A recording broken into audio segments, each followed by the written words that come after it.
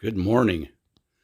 Well, we're back for what could be a very exciting day for me. It's getting this motor out of this crate and into that Bronco. So today's the day. Hopefully, if everything goes right within the next couple of hours, this engine will be sitting inside the engine bay, and then we can start finishing up the fuel system, bolting back on the exhaust system, all the stuff on the front of the motor, water pump, etc. But we finally got to the point where I think we're ready to set her in. We've done a lot of work to get this far, and in a couple of hours, hopefully, all our hard work will start to pay off.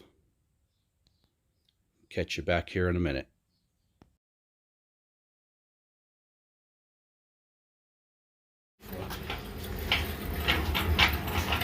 Fired me.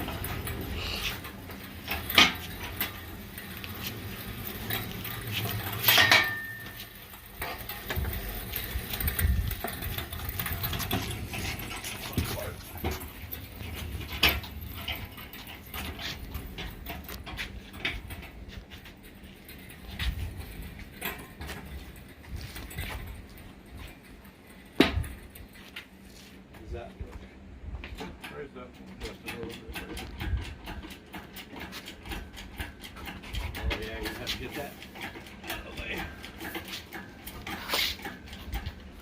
All right. Yeah.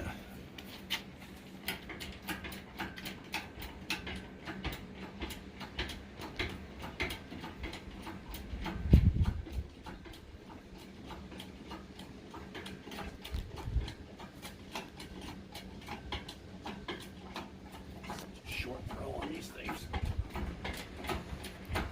Electric hydraulic. Well, like my 12-ton, I wish it hooked up to my air compressor and just. That pipe bender's air hydraulic. It's pretty nice.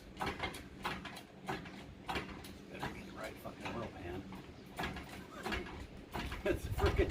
The drain plug is in the very front. They said it was Bronco specific.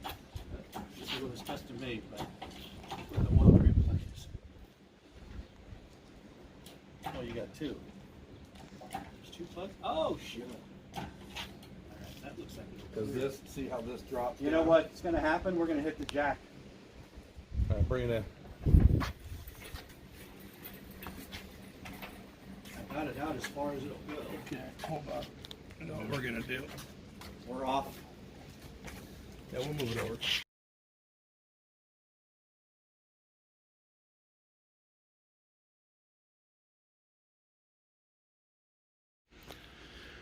Well, guys, we got the motor in, and got some bad news. Tried to start turning the motor over to bolt up the torque converter to the flex plate. The motor's completely locked. It will not turn over. So, got to call Blueprint. Got to figure out what the next move is. Probably going to have to pull this motor out. One way or another, the motor's got to come back out. But we'll see what Blueprint's going to do. They're going to ship me a new motor or send me out a mechanic or who knows what. But I'll keep you updated. So there you go. One step forward, 10 steps back. Okay, guys, we're back. It's been a few days. Hadn't been able to do anything, so we're coming back. We talked to Blueprint Motors. We've got to do a couple of things here first before we find out exactly what's going on. So I'm going to pop the transmission off the back of the motor, make sure that we don't have any binding between the bell housing and the flex plate. We know that the transmission is not connected to the engine just yet because we have not connected the torque converter, and the torque converter spins free. So I got to take the plugs back out, put them back in just to keep dust out of the motor and stuff while we were gone. Going to pull the bolts off of the bell housing, get a little distance between the bell housing and the back of the motor, see if we can shine a flashlight in there, and see if we can see any evidence of binding in those areas first. And if we have no evidence of binding in those areas and the motor is still not turning over freely, then we've got to pull the motor back out of the truck. And then we'll be removing the flex plate and the flex plate bolts, double checking that, making sure we don't have a flex plate bolts that are too long, maybe hitting the end cap, which we should not be having a problem there because I am using the stock 302 flex plate bolts off my old motor. So we should not be having any issues there either. But, you know, we got to check everything as we go through this. So that's where we're going to start. Hopefully I won't get too much in the way of the camera as I'm doing this. Just want to film it for documentation purposes, taking pictures and whatnot. So we have a complete and accurate documentation and timeline of everything that we're doing here. Not only for myself, but for Blueprint and for the warranty. So that's what we're going to get after today.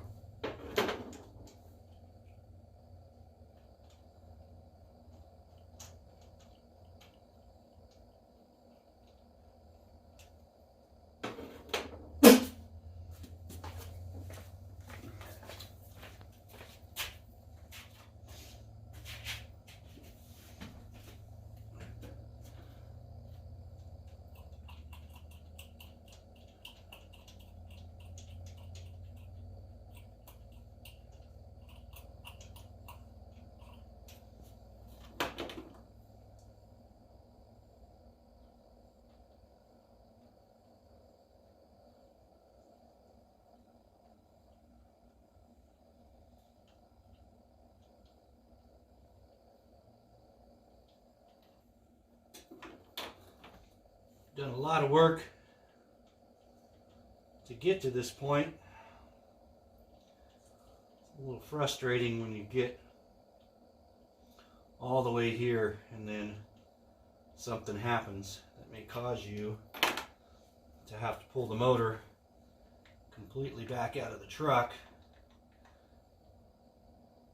Potentially, I mean, can't see any reason why we would have a problem with the bell housing or the flex plate. I double checked everything and it should be exactly the same tooth, same diameter, etc. But you never know.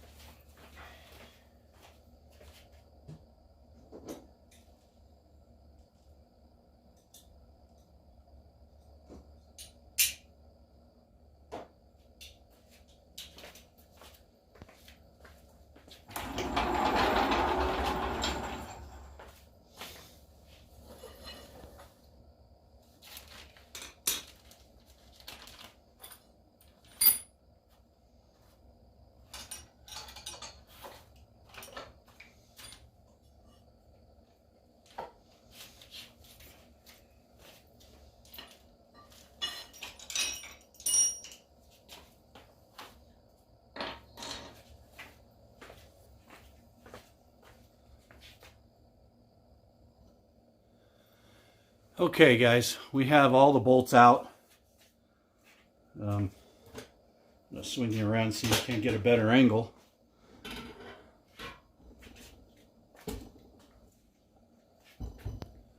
No, not really. So anyway, we have all the bolts out. The transmission didn't like pop or push its way off of the block, like if there was any binding between the two. So I see no evidence.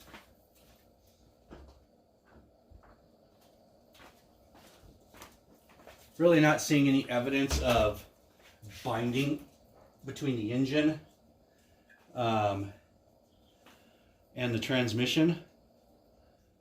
So I don't think our problem is there.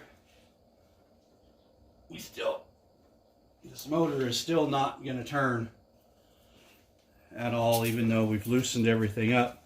I'm going to see if I can get a little distance, a little spread between the transmission and the engine, just to make sure.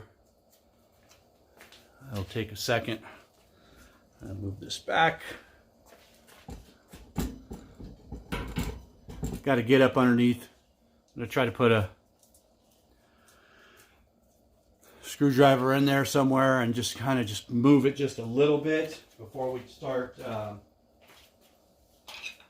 pulling the motor mounts and putting the crane back on, or the hoist back on the motor to lift it up.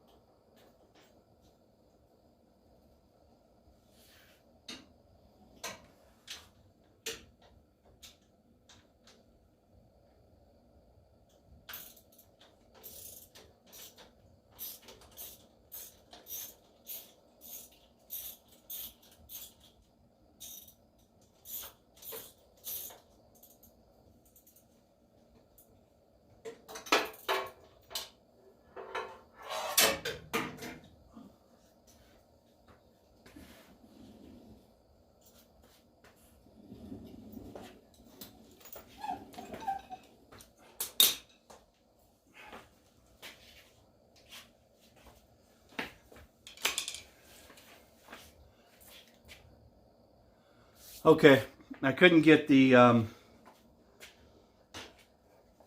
get anything to move down there. I mean, I don't think there's a problem, but you know, everything's put together. So, you know, what I've done is I've removed the motor mount bolts off the bottom of the block.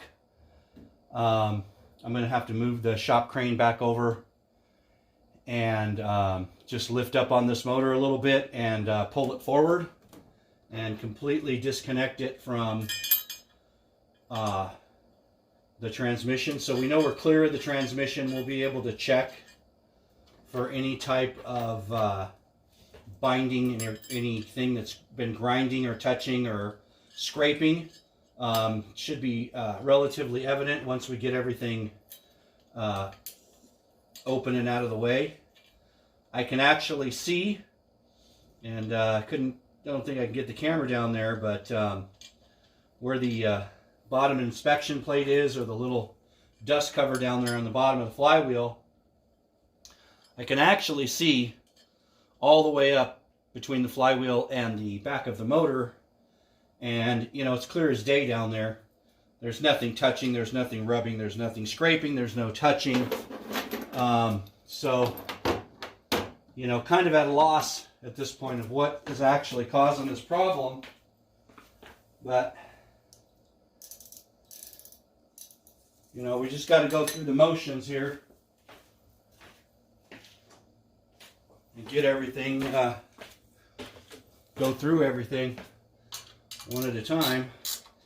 As frustrating as that may be at this point, to be having to lift the motor back up after you've already set it in place, and then you're going to have to go through and line all this back up and marry everything back. Not looking forward to it,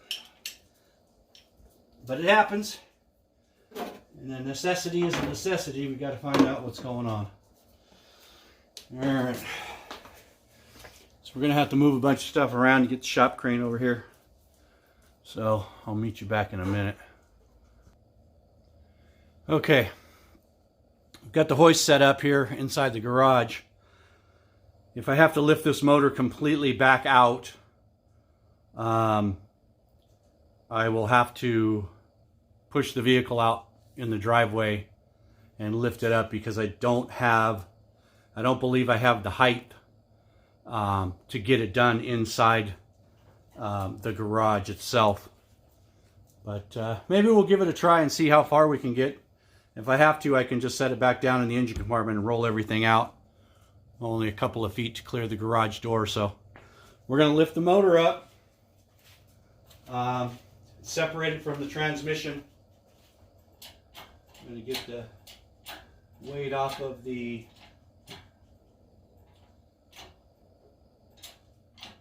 mounts. Just enough to get the weight off the mounts. That's all we want to do. I don't want to lift it up too far. Now we're completely free. So now we're going to get a look down at the flex plate.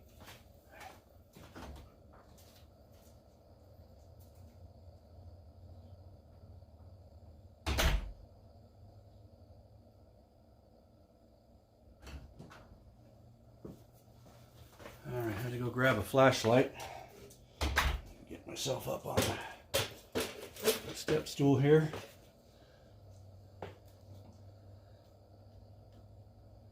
There's nothing but daylight. I'm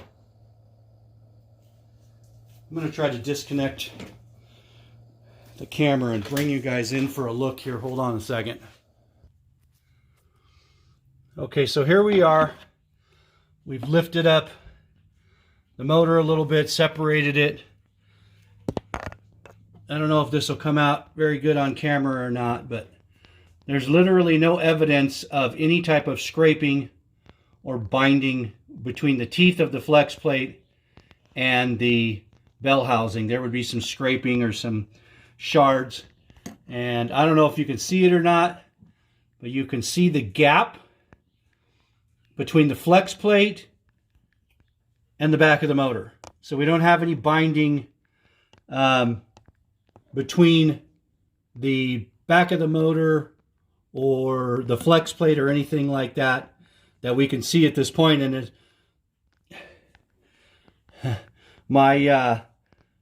you might see something down there, the blue thing, the backing plate actually dropped and fell and dropped down there. So we're going to check that anyway. We're going to check all the clearances once we get this thing up. We didn't see any issues when we actually put it on, but you know, we got to check everything. So we got a little bit of, you can see we've got no connection here. We'll give it a try, see if we can't roll it over just to make sure. But I don't think we're going to have any more or less luck than we did before. Okay, guys. So I'm trying to, sorry for that. It's just, I'm trying to roll this thing over and there's nothing here. I should be able to turn this motor. I know it's going to be hard, but I'm applying enough force where it should be turning one way or the other. And this thing, it's just completely frozen at this point. So we're going to have to lift it all the way out, which is a sad state of affairs.